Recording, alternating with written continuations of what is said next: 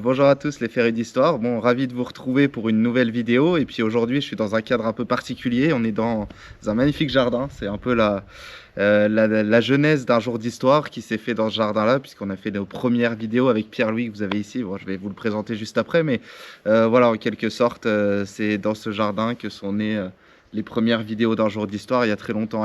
Vous les retrouverez pas sur la chaîne de toute manière. Mais ça me tenait à cœur d'être ici, d'être chez Pierre-Louis, qui est là, Pierre-Louis Buzy, qui est au-delà d'être un ami, qui est aussi un historien, doctorant, professeur d'histoire-géographie en collège à Guebwiller, mais qui est aussi en train de préparer sa thèse. Il arrive au bout et c'est le moment d'en parler puisque c'est un sujet tout à fait intéressant qui est peu étudié. Et donc voilà. Avant de commencer la vidéo, je voulais simplement faire un petit disclaimer pour vous dire que je me suis fortement inspiré du format que Nota Bene publie sur sa chaîne secondaire Nota Bonus avec les entretiens d'historiens et d'historiennes. N'hésitez pas à aller y faire un tour, c'est très intéressant pour celles et ceux qui voudraient plonger un peu plus précisément dans certains sujets. Ceci étant dit, je vous souhaite un bon visionnage. Salut Pierre-Louis. Salut Guillaume. Merci de m'accueillir chez toi. Avec joie. Ça va nous permettre de pouvoir discuter un peu de ce que tu fais, de ce que ça veut dire quoi aussi être doctorant, et puis surtout du sujet. Alors le sujet, on va le dire, c'est les Italiens dans la Grande Guerre de 1914 à 1924. Alors, les immigrés italiens en France, les Italiens en France, tout à fait. En France. Donc pourquoi ce sujet? Qu'est-ce qui t'a attiré dans ce sujet-là? Alors moi je suis passionné depuis tout petit par la Première Guerre mondiale, et donc j'avais l'idée de travailler sur d'autres aspects de la guerre. Et un jour, mes parents ont offert un livre à mon grand-père sur l'immigration dans les Vosges, un livre d'Olivier Guatelli. Et il y avait un chapitre sur les Italiens dans les Vosges pendant la Première Guerre mondiale, et j'étais saisi par cette histoire dont j'avais jamais entendu parler.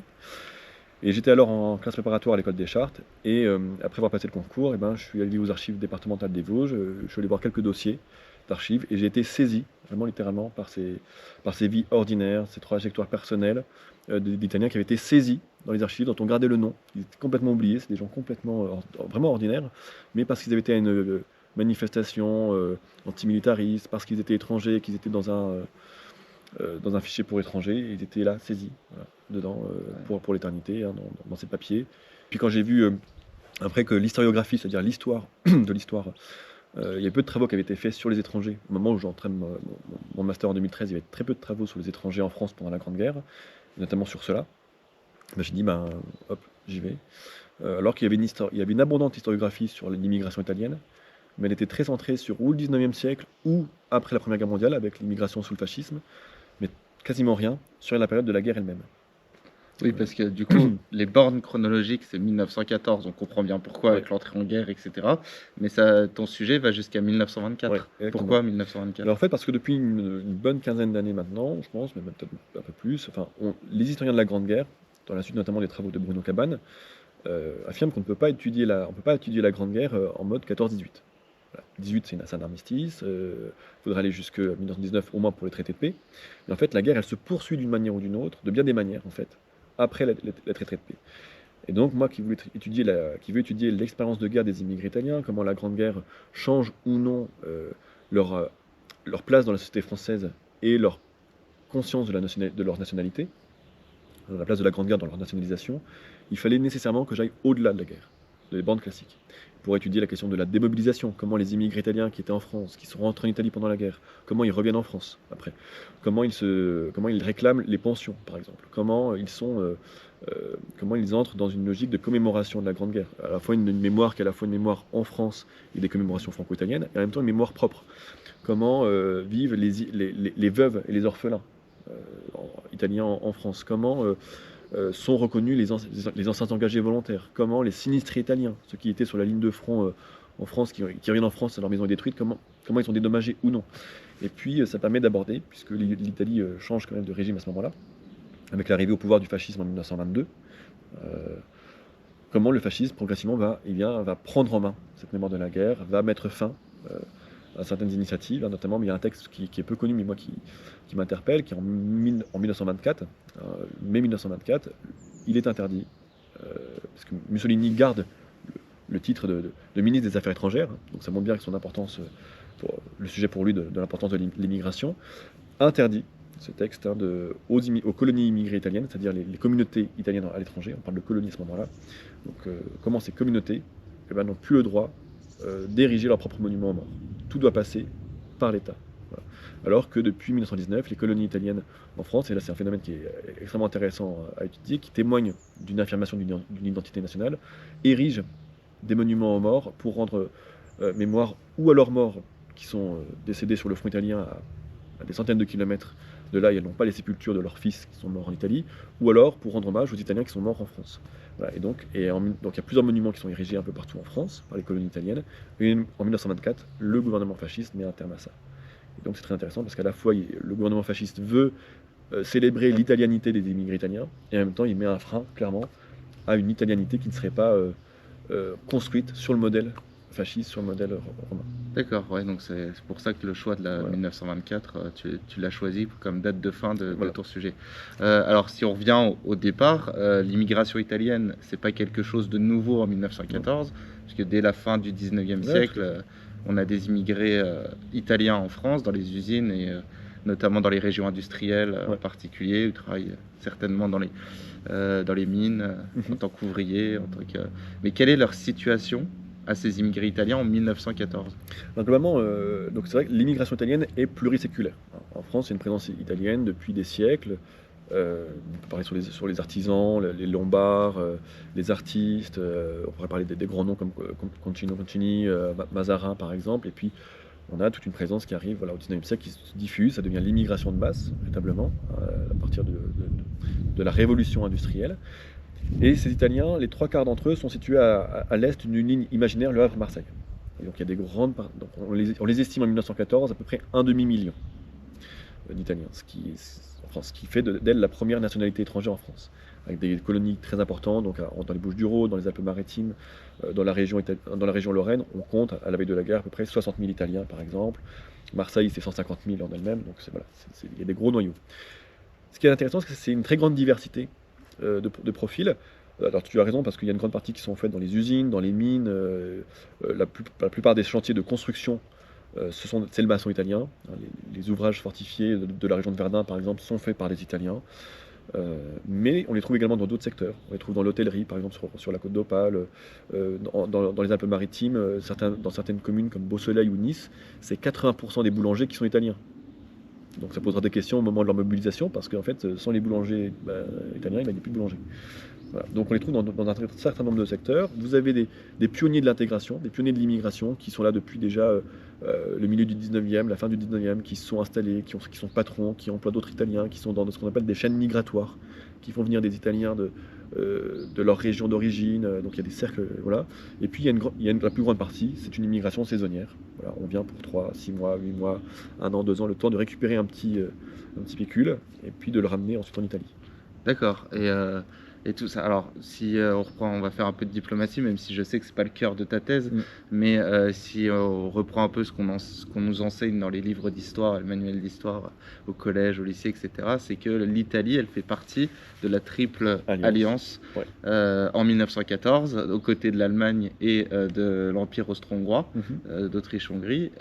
Alors, la France, qui est plutôt adversaire, ennemi, est-ce qu'il n'y a pas un sentiment xénophobe ou qui se renforce en 1914 qui était peut-être déjà présent avant, puisqu'on le voit dans certains textes, il y a une chasse à l'ours, des choses comme ça. Mais il y a très clairement une xénophobie, ou on peut même dire une italophobie contre les Italiens en France à la fin du 19e, 20e siècle, qui est nourrie par une xénophobie, on va dire, ordinaire, qui est contre l'étranger, de manière générale. L'étranger, il est dangereux, il est violent. L'Italien, en plus, il est allié à l'Allemagne, donc c'est un possible espion. Voilà.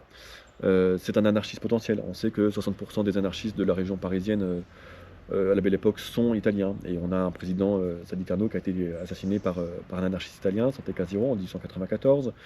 On les accuse de voler le travail des Français, d'accepter des travaux à bas prix, donc de faire baisser le prix de l'heure, donc d'être des briseurs de grève. Et donc on a des violences très fortes contre les Italiens, qui se traduisent par ce qu'on appelle les chasses à l'ours, chasse à l'italien, notamment à Aigues-Mortes, 1893. Il y en a tous les ans, entre 1890 et 1914, il y en a chaque année. La dernière en date, d'ailleurs, elle est en 1914, elle est le 21 juillet, autour de Toul, à Brulay. Alors il n'y a pas eu de mort, donc elle est peu connue, Mais on a un rassemblement de plusieurs dizaines de Français contre quelques Italiens, et on est à quelques jours voilà, de la du déclenchement de la guerre, ce qui fait dire au début d'août 1914 au sous-préfet de Briey, en Meurthe-et-Moselle, que si l'Italie était entrée en guerre du côté de l'Allemagne, ben, des massacres d'Italiens auraient eu lieu. Et donc on voit bien que justement que le fait qu'ils étaient alliés et que l'Italie, le 2 août, déclare sa neutralité, euh, eh bien, ça apporte un vif soulagement à la fois aux autorités françaises qui n'ont pas à gérer la gestion de massacres, parce qu'il y a des véritables violences chauvines qui sont exercées contre les sujets alsaciens, lorrains, allemands ou suisses, parce qu'on les prend pour des Allemands. Hein, donc il y a des vitrines qui sont brisées, etc. Donc ça c'est très connu. Ils doivent se défendre en disant mais j'ai un fils dans la Légion étrangère, donc ne m'attaquez pas. Ou alors je ne suis pas allemand, je suis alsacien, etc. Voilà. Donc c'est un soulagement pour les autorités françaises, c'est un soulagement pour les Italiens qui n'ont pas à subir ces violences, mais qui aussi n'ont pas à subir l'internement, puisqu'on sait que les étrangers ont 24 heures pour quitter la France au moment de la déclaration de guerre. Sinon, au bout de 24 heures, les sujets ennemis, donc alsaciens, les Ottomans, les Autrichiens, les Allemands, bah, sont mis dans des camps de concentration en France. Et donc les Italiens étaient prévus pour. Et puis c'est un soulagement voilà, de ne pas être mobilisé pour eux, parce qu'il n'y a pas forcément envie de... Donc ils expriment leur neutralité. L'Italie Ouais. exprime sa neutralité Ouais. dès août 1914 finalement. Donc qu'est-ce que ça va changer ça pour les Italiens présents sur le sol français ou même en Italie? Alors, bah, donc, l'Italie, de toute manière, n'était pas. Et l'une des raisons pour laquelle l'Italie reste neutre, hein, c'est qu'elle n'est pas prête à entrer en guerre. L'appareil militaire n'est pas prêt. La population, ça, c'est ce qui sera dit après-guerre dans un certain nombre de cercles institutionnels, de se rendre compte que la mobilisation n'a pas porté les fruits attendus parce qu'il y a un manque de préparation en amont, notamment patriotique. Le service militaire, c'est un tirage au sort pour beaucoup. Depuis le début du siècle, il y a un certain laxisme sur les immigrés italiens qui sont. Donc, les Italiens qui sont étrangers, on dit bon, si vous ne faites pas le service militaire, c'est pas si grave parce que vous enrichissez l'Italie d'une autre manière, mais en temps de guerre, vous devrez être là quand même. Donc il y a un manque de préparation. En France, ce que ça change, c'est d'abord, l'italien, ça devient un neutre et un potentiel allié. Donc, ça veut dire qu'on n'a pas à le diriger vers des camps de concentration. Alors, il ne faut pas avoir la vision Seconde Guerre mondiale. C'est des camps d'internement, c'est dans des anciens séminaires. Voilà. Bon. Donc, voilà. Ça veut dire que c'est un potentiel allié. Donc, il faut le flatter. Donc, on va parler de frères latins, par exemple. On va avoir des discours qui vont changer de la veille au lendemain. On a des journaux qui deviennent italophiles, c'est-à-dire qui célèbrent la Rome antique, alors qu'avant, on parlait de l'immigré italien comme un voleur. C'est un travailleur qu'il faut garder.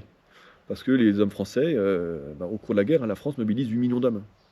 Donc certes, il y a la loi d'Albier de 1915 qui va permettre de ramener les ouvriers dans les usines, mais on manque de main-d'œuvre dans les usines, on manque de main-d'œuvre dans les champs, on manque de main-d'œuvre sur les chantiers, et donc il faut des travailleurs étrangers. Et les Italiens, on sait que c'est des maçons, c'est des travailleurs. Donc ça change leur situation, ça change leur regard, ça change leurs droits en France, etc. Donc là, il y a un vrai changement de regard, un vrai changement de situation.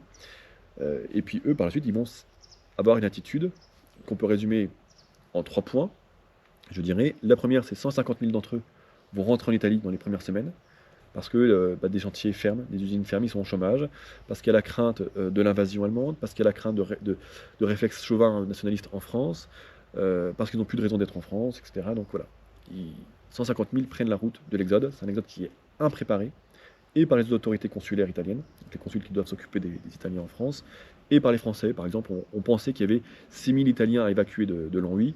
En fait, il y en a 40 000. Et à ce moment-là, les trains ils sont utilisés pour les troupes, qu'il faut concentrer sur la frontière.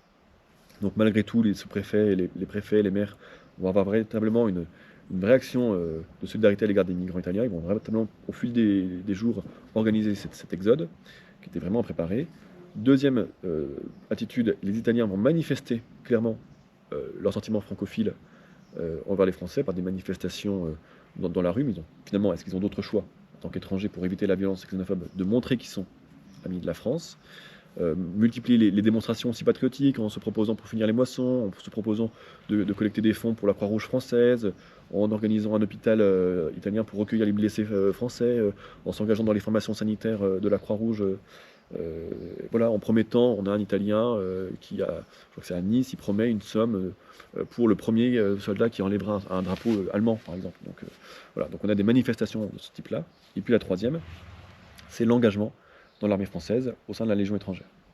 Et là, on sait qu'au cours de la guerre, à peu près 8000 Italiens vont s'engager dans la Légion étrangère. C'est la première nationalité dans la Légion étrangère, dont à peu près 2300 dans le 4e régiment de marche du 1er étranger, qui sera plus connu sous le nom de Légion garibaldienne, puisque dirigé par les petits-fils de Giuseppe Garibaldi, l'un des héros de l'unification italienne, qui va durer entre novembre 1914 et mars 1915.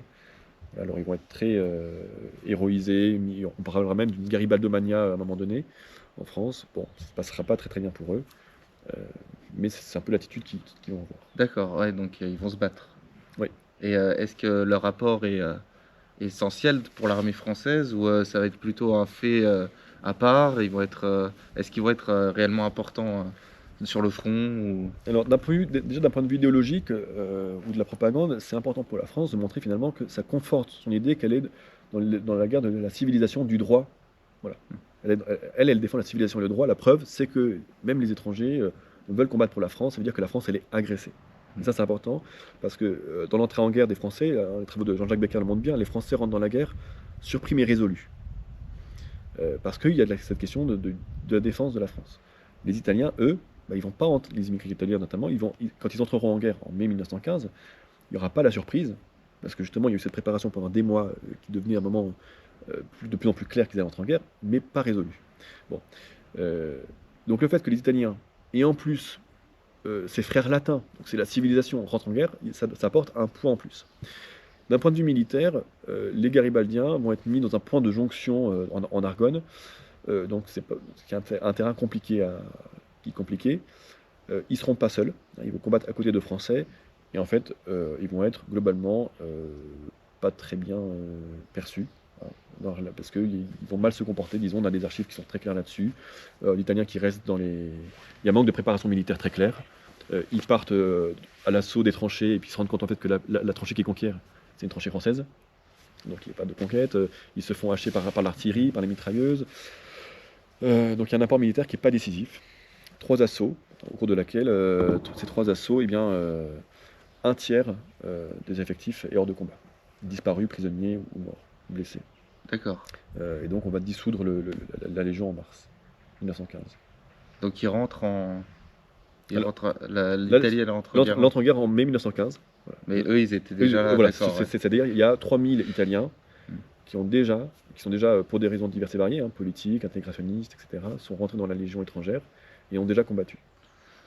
Tu parlais en introduction un peu de cet entretien, tu parlais que ce sont les hommes qui t'ont, enfin en tout cas les histoires personnelles qui t'ont touché, qui t'ont intéressé, qui t'ont marqué. Est-ce que tu as un exemple en particulier d'un Italien ou d'une famille peut-être qui a vécu cette période-là, qui t'a vraiment touché? Oui, moi je me souviens par exemple d'un homme qui s'appelle Pierre Savarino, il est dans les Vosges.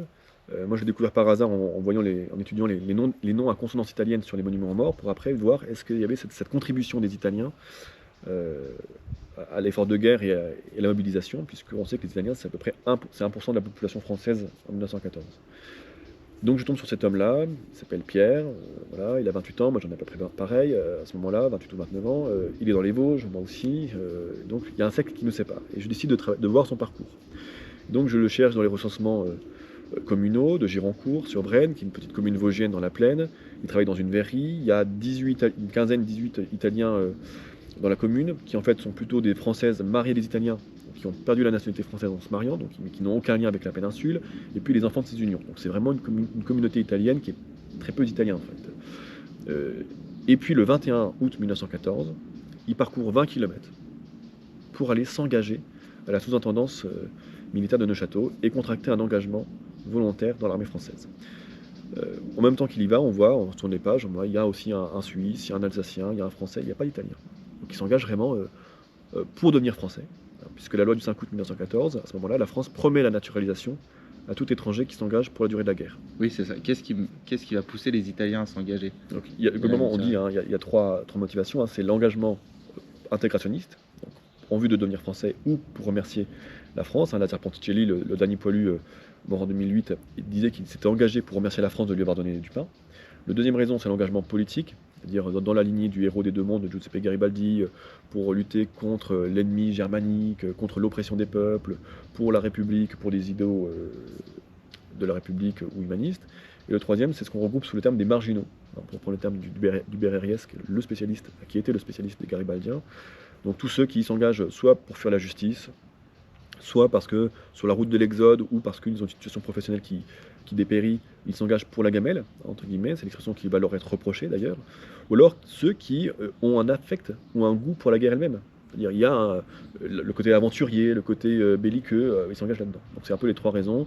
C'est difficile de les séparer tout le temps, voilà, mais on a ces trois-là. Et donc Pierre, lui, s'engage visiblement pour demander la nationalité française. Et quand on remonte, parce que du coup j'ai recherché sa vie, son parcours dans les recensements communaux, quinquennaux, on voit qu'il est là depuis une quinzaine d'années. Il a d'abord vécu chez son beau-père, hein, donc un Français. Donc là aussi on peut dire l'intégration, quel est le regard qu'on portait sur cette famille qui a abrité sous son toit un beau-fils qui avait déjà en fait un enfant avec la fille de la famille. En 1914, il a 3 enfants. Bon. Il n'est pas rentré en Italie depuis, donc il n'a sans doute pas fait son service militaire, en fait, ni en France ni en Italie, et il s'engage dans l'armée. Qu'est-ce qui lui a donné cette notion? Qu'est-ce qui lui a donné envie de faire voilà, on sait qu'il y a un autre Italien dans la ville qui s'est engagé, mais il ne s'est pas engagé en même temps. Est-ce qu'ils se connaissaient? Bon. Il est affecté donc dans la légion garibaldienne, où là finalement il retrouve des Italiens, lui qui était dans un village où il y a, comme je l'ai dit, quasiment pas d'Italiens. Donc il s'engage pour devenir français et paradoxalement, il retrouve l'Italie. C'est-à-dire il retrouve d'autres immigrés d'autres régions, il retrouve des Italiens qui viennent exprès d'Italie pour combattre. Alors est-ce qu'il se remet à parler italien? Est-ce qu'il chante des chants d'Italie? Est-ce qu'il se remet... voilà. On sait qu'il se retrouve autour de la gamelle pour manger des pâtes. Donc enfin, on a des petits indices qui nous montrent que paradoxalement c'est un régiment qui fait pour devenir français, mais en fait qui fait devenir italien. Donc ça c'est intéressant. Et il meurt après le premier assaut, donc au lendemain de Noël, le 26 décembre 1914, laissant derrière lui 3 enfants et une femme, donc une veuve, qui sont italiens, donc qui doivent toucher une pension, mais pension d'italien. Voilà, et donc ça c'est quand même assez saisissant de dire, voilà, une femme qui est seule face à ses 3 enfants, ils sont tous nés en France, mais ils sont italiens. Et on voit après-guerre, l'inauguration du monument aux morts, et bien, quand on dévoile les noms, et bien, il y a ce nom de Savarino, voilà, de ce jeune homme qui avait 28 ans au moment où il est mort pour la France. Il est inscrit dans la pierre. Voilà, à Géroncourt. À Géroncourt. Voilà, je crois je sais même pas, peut-être qu'il doit même être inscrit sur le monument de sa commune en Italie, il me semble.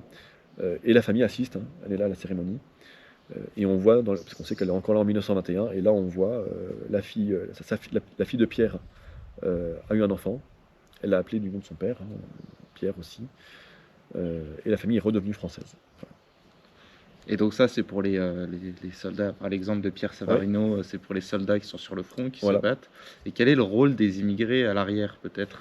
Alors, les immigrés après, donc il y a une partie des immigrés, eux, qui vont être rappelés en Italie pour servir la guerre italienne à partir de 1915, où il y aura des insoumis, hein, il y a une grande partie de ceux qui refusent de se soumettre à la loi militaire italienne, qui seront recherchés, des déserteurs.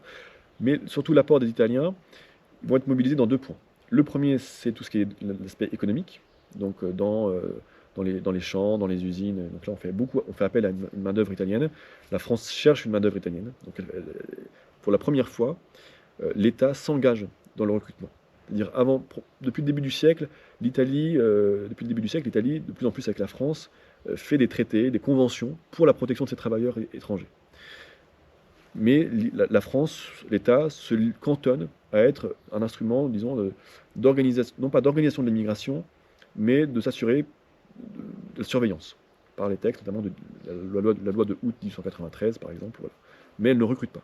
Pendant la Première Guerre mondiale, la France sort de son libéralisme en la matière et va jusqu'à conclure des traités, des accords avec les pays pour faire venir des étrangers. Voilà, ça c'est la première fois. Donc on a des textes qui apparaissent petit à petit, dès 1915, on a des accords, puis le vrai accord apparaît en 1916. Donc on fait venir des travailleurs étrangers, italiens, bon, très peu par rapport au nombre qui était attendu. Alors c'est plusieurs dizaines de milliers, mais ça reste en deçà de ce qui était attendu, si bien que la France va devoir faire des accords pour faire venir des travailleurs militaires italiens. Et puis c'est une main-d'œuvre qui ne sera pas la même, puisque c'est souvent des plus jeunes ou des plus vieux, puisque la main-d'œuvre italienne, en fait, les jeunes hommes italiens, en fait, ils sont mobilisés en Italie sur leur propre front. Et donc on fait venir des gens, parfois qui n'ont aucune expérience migratoire, notamment des Italiens du sud de la France, du sud de l'Italie, pardon, et on les fait venir, et là ils se plaignent du climat trop humide du Havre, par exemple, et donc on demande une prime de dépaysement. Voilà, une prime de dépaysement. Oui, parce qu'il y a cette question d'intégration. Exactement. Oui. Est-ce que les immigrés italiens présents sur le territoire français, soit dans l'armée ou dans la Légion étrangère ou à l'arrière, est-ce qu'il y a un certain nationalisme italien qui reste présent on est plutôt communautaire? Ou alors est-ce qu'on cherche à s'ouvrir aux Français, à la C'est France, à... c'est toute la question de ma thèse. Et en fait, quand on regarde bien, en fait, on a un kaléidoscope de situation. Parce que les Italiens dans les Vosges, bah, comme je dis, Pierre Savarino, il est isolé. Hmm. Il n'a pas de grosse colonie. Donc nécessairement, lui, il est obligé de parler français, d'être avec des Français, etc. À Marseille, vous avez 150 000 Italiens. Nécessairement, vous parlez encore italien, vous êtes dans des cercles italiens, vous avez des écoles italiennes, vous avez une presse d'immigration italienne, vous avez un consul, vous avez un personnel consulaire qui est présent, alors qui n'est pas très actif, paradoxalement. Voilà. Donc en fait, on a une pluralité de situations. Et ce qu'on observe, c'est que je crois qu'il y a une double loyauté qui s'observe. C'est-à-dire à la fois, il y a un sentiment national italien qui se construit, alors qui peut être parfois le sentiment national, le pays au sens le petit pays, c'est-à-dire l'Italie affective, pas nécessairement la grande Italie. Voilà. Et en même temps un loyalisme envers les Français. Et donc, on observe qu'à la fois, par exemple, sur la question du travail, bah, l'expérience, c'est à la fois une expérience d'intégration parce qu'ils vont rencontrer des Français, parce qu'ils vont être au service de la France dans des usines, parce qu'il y a une protection nationale, parce que voilà. En même temps, c'est une expérience italianisante parce que souvent on voit qu'ils sont recrutés par d'autres Italiens, donc avec des réseaux. Ils sont qualifiés d'Italiens, ils ont un brassard italien, donc ils se définissent et ils se reconnaissent. Eux qui pour eux la nationalité était parfois un critère très comment dirais-je pas très visible, pas très concret, là ça le devient. Et en même temps, ils vivent ils vivent une expérience internationale puisqu'ils rencontrent d'autres étrangers. Voilà. Dans le même temps, il y a une mobilisation culturelle, une mobilisation patriotique, une mobilisation religieuse, avec des associations italiennes qui se multiplient. Hein. Il y a beaucoup d'aides de comités pour les familles démobilisées, de comités l'Italia Redenta, voilà, donc l'Italie irrédente, etc.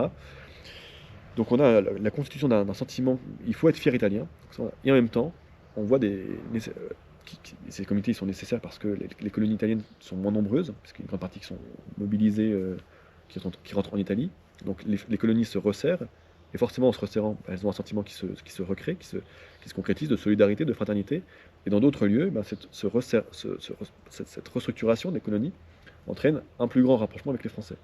Parce qu'il y a une expérience commune du deuil, de la souffrance, parce qu'une partie des femmes italiennes sont en fait des Françaises qui ont perdu la nationalité française en se mariant. Donc on a vraiment les deux situations à la fois vers la France et vers l'Italie qui se conjuguent. D'ailleurs, ça va être quoi le bilan, parce qu'on parle de la souffrance, etc. Après, ça va être quoi le bilan pour les immigrés italiens de cette guerre, de cette Première Guerre mondiale qui a quand même frappé les esprits par sa violence, par son intensité en 4 années de guerre assez importante. Pour les immigrés italiens, est-ce qu'il va y avoir beaucoup de victimes de la Première Guerre? Parce que je suppose peut-être. Mais... Alors, on n'a pas de chiffres. En fait, comme les Italiens, les Italiens donc, sont mobilisés dans leur armée, dans l'armée royale d'Italie, dans l'esercito italiano, et ils sont pas dans un régiment particulier. Donc, ce qui fait qu'on n'a pas, on n'a pas de chiffres, en fait, puisqu'ils sont dans les régiments de leur commune d'origine ou les communes d'origine de leur père. Ce qui fait qu'ils sont dispersés dans tous les régiments. Et donc on ne peut pas dire ils sont plus ou moins morts qu'une autre population. Donc on n'a pas de chiffre de combien de fils d'immigrés sont morts ou combien d'immigrés sont morts. Alors on a des chiffres quand même pour le nombre d'immigrés. Alors on a un chiffre, c'est le nombre les fils d'immigrés italiens, c'est-à-dire qui sont nés en France, mais qui ont décidé de servir l'Italie. Donc là on a un chiffre, là je ne l'ai pas en tête, mais il est dans la thèse. Voilà. Donc, d'accord. Il n'y a pas de chiffre précis. On n'a pas de chiffre précis, sauf pour celui-là des fils d'immigrés italiens, ça on l'a. Mais là je ne l'ai pas en tête, mais on peut le retrouver. Bon, la souffrance elle est claire, puisqu'on va avoir des colonies italiennes qui vont être marquées par le deuil. On a des orphelinats qui apparaissent. Hein. On a un orphelinat qui est mis en place dès 1914 à Noisy-le-Grand. On en a un autre à Marseille pour les orphelins de guerre italiens. On a aussi un accident qui est à Marseille qui est terrible. C'est une usine d'armement je crois une poudrerie, une usine chimique qui explose, et dedans il y avait plusieurs dizaines de femmes italiennes, dont des mamans. Et donc là on a une solidarité française qui s'exprime avec notamment une institutrice qui dit moi je suis prêt à récupérer les enfants de telle ouvrière qui est décédée. Et puis on a les mutilés aussi. Ça me fait penser d'ailleurs, parce que je pense que c'est un sujet important, on parle de loyauté, de respect finalement, d'entraide, de solidarité, mais est-ce que c'est des Italiens qui parlaient français? Comment la communication elle se fait entre français et italien? Il y a le tout. Il y a de tout, Oui. dans les immigrés, il faut vraiment se dire, on n'est pas dans il faut sortir du cliché, l'immigré maçon qui vient pour 6 mois, voilà. En fait, un demi-million de personnes, c'est énorme. Et dans ce demi-million de personnes, vous avez des aristocrates, Oui, d'accord. vous avez des intellectuels, vous avez des artistes, vous avez des clowns, voilà, le cirque Fratellini, voilà, vous avez des maçons, vous avez des commerçants, vous avez des ouvriers, vous avez des Italiennes qui en fait sont des Françaises. Donc il y a une multitude. Voilà. Donc la communication. Donc dans la presse d'immigration, par exemple, ce qui est intéressant, c'est qu'on a la moitié des articles qui sont en italien, mais la moitié qui est en français. Ah oui, d'accord. Vous avez les Italiens de la vallée d'Ost, par exemple, eux, leur journal, il est presque exclusivement en français. Ouais, bah oui, donc il y a vraiment plusieurs situations différentes. Exactement. Ouais. Et comment elle va se faire la démobilisation pour ces Italiens? Alors la démobilisation, elle se fait donc après la guerre par tranche d'âge, hein, par classe d'âge, très lente. Bon, elle va finir en 1922, par exemple. Hein, et donc les Italiens donc ils sont mobilisés en Italie. Et puis ils vont être d'abord, on va leur dire, bah, il y a 7 villes qui vont être choisies dans le nord de l'Italie, alors plus Naples, dont Naples, qui n'est pas dans le nord pour le coup, où ils vont être mis dans des dépôts. Et ceux qui pourront justifier qu'ils étaient émigrés avant la guerre, eh ben, on va leur rembourser le trajet pour qu'ils puissent retourner. Voilà. Donc ils vont être démobilisés, on va leur donner un uniforme un peu comme les Français qui sont démobilisés, on leur donne un vêtement de voilà. Et puis donc certains vont revenir en France, parfois seuls parce que leur famille est en France, parfois avec leur famille qui les avait accompagnés aussi. Et là on voit ce qui est intéressant, ils réactivent les réseaux d'avant-guerre, c'est-à-dire qu'il faut justifier qu'ils étaient déjà, donc ils vont demander à leur ancien employeur de justifier qu'ils puissent être pris, même si c'est pas le cas. Ils retrouvent les réseaux d'avant-guerre, leur employeur, leur quartier. Certains nous retrouvent en revenant, hein, comme j'ai dit en introduction, sont sinistrés. C'est-à-dire ils reviennent, on sait qu'il y a 400 sinistrés italiens en Meuse, voilà, ils reviennent, leur maison détruite. Voilà, dans les Vosges, c'est pareil. Parce que ça a été détruit par l'occupation, ça a été par l'occupation des Français dans l'arrière-front, par l'occupation allemande dans le nord, par les bombardements. Voilà. Mais sauf que là, ils vont être dédommagés ni par la France, ni par l'Italie. Ah oui, donc c'est vraiment des sinistrés. C'est des sinistrés, voilà, ils se disent, mais C'est ça ils la sont question. abandonnés. Est-ce Voilà. qu'ils vont toucher des indemnités? Est-ce qu'ils vont. Non, c'est une grande crise pour eux, c'est une situation très très précaire, parce qu'en fait le coût est énorme pour la France. Rien que pour le département de la Meuse, on est quand il y a plusieurs estimations, et ça passe de 4 à 7 millions de francs, juste pour les sinistrés italiens. On fait des estimations, mais on ne rembourse pas. Alors on dit c'est à l'Italie de gérer ça avec un tribunal italo-allemand. Et en fait, la plupart des destructions ayant eu lieu avant l'entrée en guerre de l'Italie contre l'Allemagne, parce que l'Italie entre en guerre d'abord contre l'Autriche-Hongrie en 1915, et après en 1916 contre l'Allemagne. Mais comme les destructions ont eu lieu avant, l'Allemagne dit mais en fait c'est pas notre sort. Et donc en fait et Rome ne s'occupe pas de ces immigrés, en fait, très clairement. Et donc ils sont dans une très grande pauvreté. Et certains immigrés qui ont réussi à toucher de l'argent de la France en 1918-19, enfin, très rapidement, hein, 4 ans plus tard, on leur demande de rembourser. Donc il y a une très grave situation. Il y a la situation des veuves aussi, qui est très précaire, parce qu'en plus l'argent est dévalué, hein, parce que c'est pas l'euro. Donc il y a une transition, voilà, donc ça perd de la monnaie. Les orphelins, les orphelinats en France, c'est des initiatives privées, qui encore en 1900, dans les années 30, n'ont pas de fonds propres. Ils doivent demander de l'argent au ministère des Affaires étrangères italien pour avoir de l'argent, pour gérer. Donc il y a un très grand abandon. La question des invalides, là aussi, heureusement qu'il y a la solidarité française des anciens combattants, parce qu'en fait ils se rendent compte qu'ils sont abandonnés. Et on ne parle pas des prisonniers italiens, qui eux ont complètement été abandonnés par l'État italien pendant la guerre et après-guerre, parce qu'ils sont perçus comme étant des lâches, quoi. Donc la sortie de guerre des immigrés italiens et des Italiens, elle est très très précaire. Et le fascisme va jouer dessus en disant vous avez été oubliés, etc. Mais c'est pas pour autant qu'ils vont améliorer l'ordinaire. La situation. D'accord. Et donc, après tout ça, il y a la question de la mémoire qui se pose aussi. Ouais. Je suppose que dans ta thèse, tu t'en parles.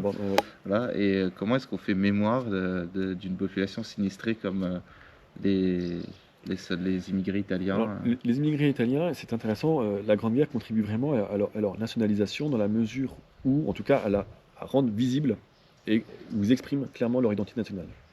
On les voit défiler avec un drapeau italien, chanter italien, et avoir des lieux en France italiens, c'est-à-dire qui sont visibles. Voilà. Alors ils participent déjà aux commémorations françaises.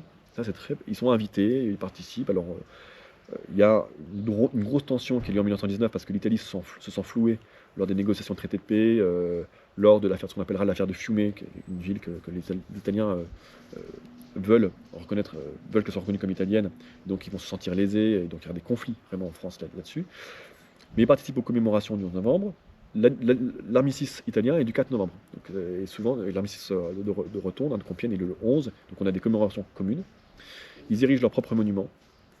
Ils ont leur propre soldat inconnu, voilà, qui est en Italie. Mais au moment où il est honoré en Italie, il est honoré en France. On fait des messes pour le soldat inconnu. On érige même un monument, notamment à Longwy, il y a un monument aux soldats inconnus.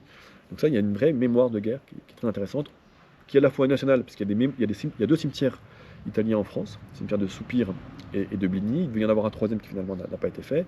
Il y a des monuments aux morts français qui rendent hommage, et ça c'est intéressant, qui du choix de la commune ou d'une petite pression de la communauté italienne, mais pas une grosse pression, c'est pas un gros lobby, une demande en tout cas, des communes italiennes, des communes françaises du sud de la France ont inscrit sur leur monument aux morts une colonne, les enfants français et les enfants italiens de la commune, alors qu'ils ne sont pas morts pour l'armée française.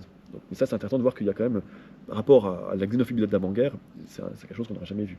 Et puis vous avez les monuments aux morts italiens, donc il y en a à Moyevgrande, il y en a à Longwy, il y a celui de Lyon par exemple, voilà. Donc, il y en a un peu partout, plus des tombes isolées.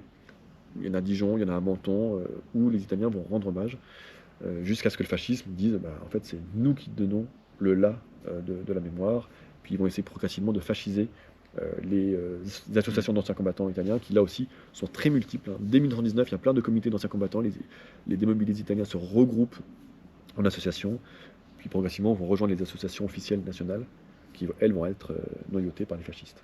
Ouais, donc tout ça, tu le racontes dans ta thèse. Ouais.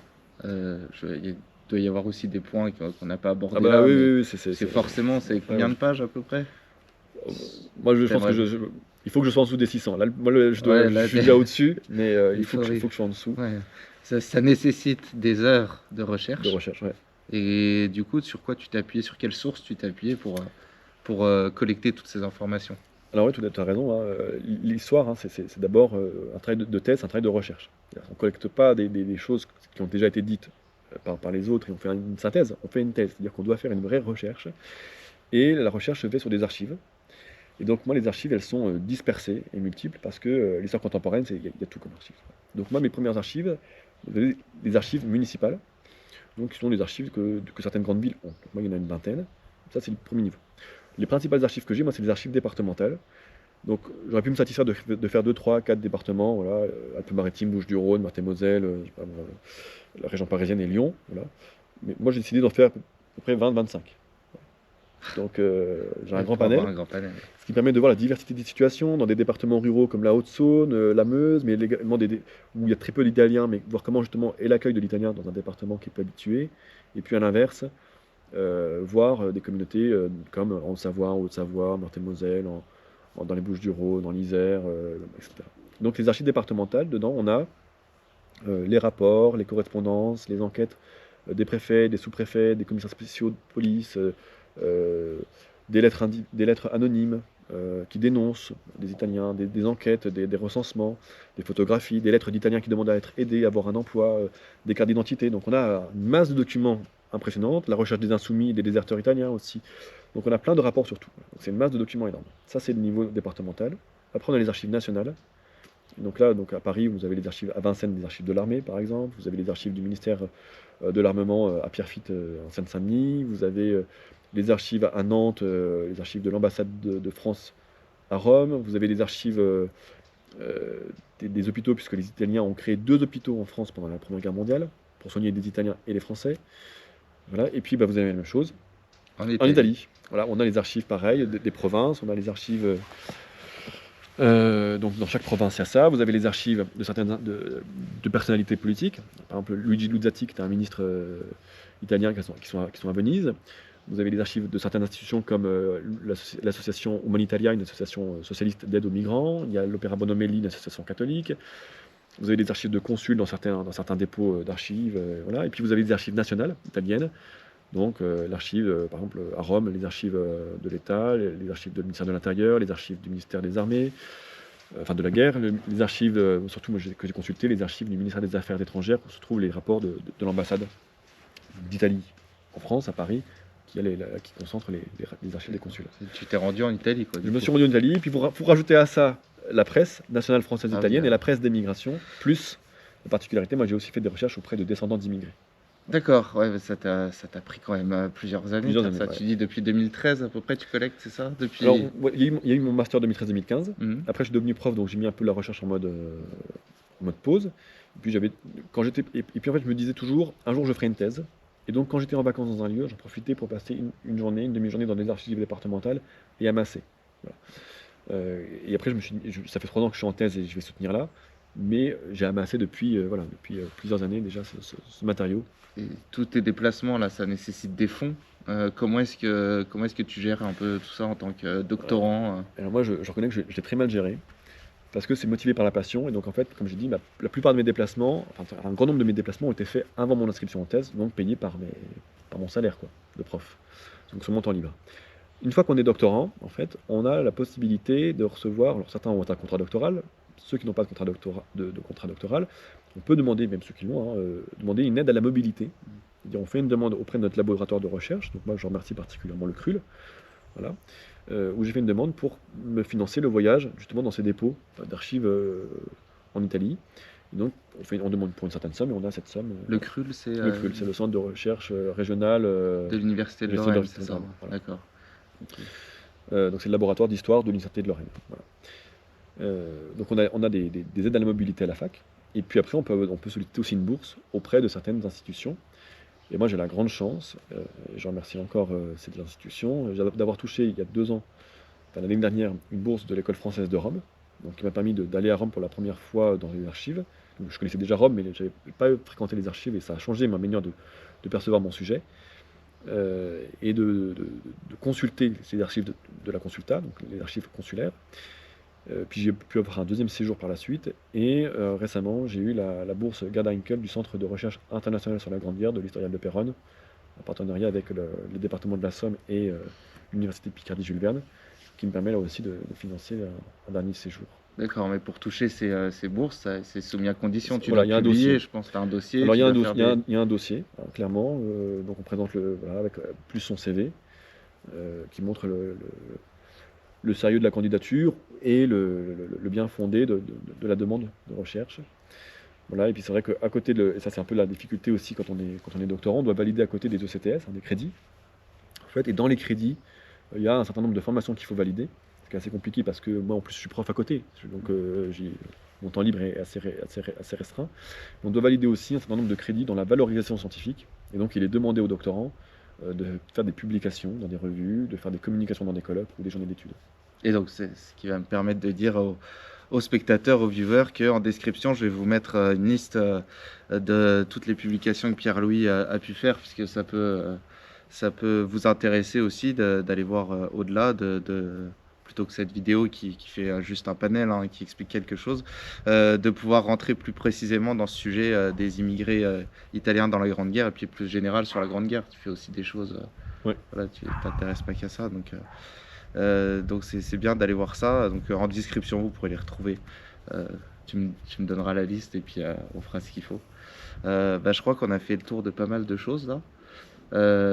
Tout ce que je peux te souhaiter, Pierre-Louis, c'est toute la réussite pour la fin de ta thèse, parce que tu arrives sur la fin là. Ouais, il faut que je rentre dans un mois là. Ouais, Un mois et demi. Un mois et demi, donc c'est vraiment la toute fin. La soutenance à préparer bientôt. Ouais, en décembre. Ça, ça se passe comment une soutenance rapidement? Je crois on a un jury, et c'est là vraiment on va être reconnu historien vraiment par les pairs en fait, hein, et à la fois ceux qui sont déjà historiens, qui sont expérimentés, qui vont juger le travail qui a été fait. Et donc il y a d'abord, je crois, un temps de présentation de ma démarche, de mon travail, et puis après chaque membre du jury, donc moi j'en ai 6, va prendre la parole pour dire son avis sur mon travail de recherche. Il est chiant le chien. Un chien derrière. Et après éventuellement poser des questions, faire les remarques sur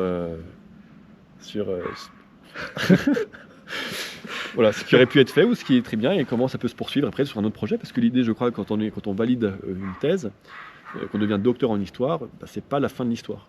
En fait, Ouais, c'est le c'est le début en tout cas un nouveau début pour poursuivre le travail. C'est-à-dire qu'on a reconnu la scientificité du travail, la rigueur de la recherche exprise, parce que dans le travail, il y a à la fois la recherche historique en tant que telle, mais il faut aussi savoir faire le lien avec l'historiographie, c'est-à-dire tout ce qui est écrit par les autres. Donc c'est un travail à la fois de lecture, de recherche, d'écriture, hein, c'est tout ça le travail de doctorant, de mise en valeur de la recherche. Et après, faut poursuivre vers d'autres travaux. Donc moi j'ai déjà d'autres pistes que je garde en tête pour le moment pour des futurs Ah travaux. bah, et puis, c'est encore, c'est encore vaste, hein. Oui, ça va se sentir. Je pense que sur ce sujet-là, il y aura encore des choses à dire après mon sujet. Ce serait intéressant d'avoir des prosopographies, des études peut-être plus poussées sur des points particuliers, sur des régions plus limitées, ou alors de manière générale sur la question des immigrés et des étrangers en France pendant la Première Guerre mondiale et pendant la Deuxième Guerre mondiale. Voilà. Il y aura un vrai travail aussi à faire sur... parce que là, c'est un autre sujet, parce que les Italiens, cette fois, ils sont contre la France, hein, la Seconde Guerre mondiale. Ils occupent une partie de la France. Donc, quel est le rapport avec la population, et cette fois, la sortie de guerre, c'est pas la même. Et donc, de nouveau, là, on retrouvera des insultes xénophobes beaucoup plus importantes par rapport à la Première Guerre mondiale, où c'est l'ancien allié quand même. Et puis, aujourd'hui, on le voit, hein, le terme fasciste qui revient, Ouais. qui est issu de cette Italie d'entre-deux-guerres. Ouais. Enfin bref, il y a encore beaucoup de choses à faire. Je te souhaite bon courage pour la suite. Merci Merci. d'avoir fait ce petit entretien avec moi, même si on finit sur les aboiements. Désolé pour ça, mais bon, on n'y peut rien. C'est le fait de tourner en extérieur, À la campagne. voilà, à la campagne, en plus de ça, dans un endroit reposant. Merci de nous avoir suivis. Merci à Pierre-Louis Buzy. N'oubliez pas de retrouver toutes ces publications en description de cette vidéo. Et puis, j'espère que ce petit format vous aura plu. On a encore beaucoup de choses à faire, hein, parce qu'avec Pierre-Louis, on a déjà visité la Fontenelle. En fiche, vous pourrez retrouver, en fiche de cette vidéo, vous pourrez retrouver la vidéo où on a été explorer ce lieu qui est pas très loin d'ici d'ailleurs. Et puis, tous les sujets sur la Première Guerre mondiale que vous voyez sur la chaîne, c'est en partie écrit aussi par Pierre-Louis. Donc, je le remercie beaucoup pour ça. Et puis, je te souhaite bon courage pour la suite. Merci Guillaume.